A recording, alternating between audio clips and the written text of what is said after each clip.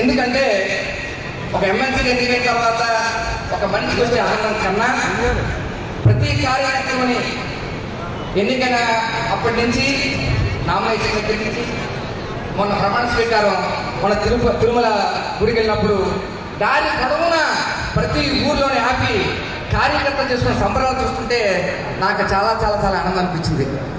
ఇది మీ విజయం, ఇది మీ విజయం.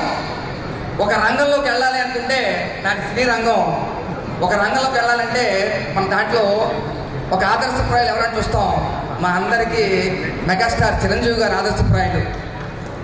అలాగే ఒక రాజకీయ రంగంలోకి రావాలి, ఒక బీజేపీలోకి రావాలి అంటే ఆంధ్రప్రదేశ్కి ఆయన ఒక మెగాస్టార్ సోము వీర్రాజు గారు.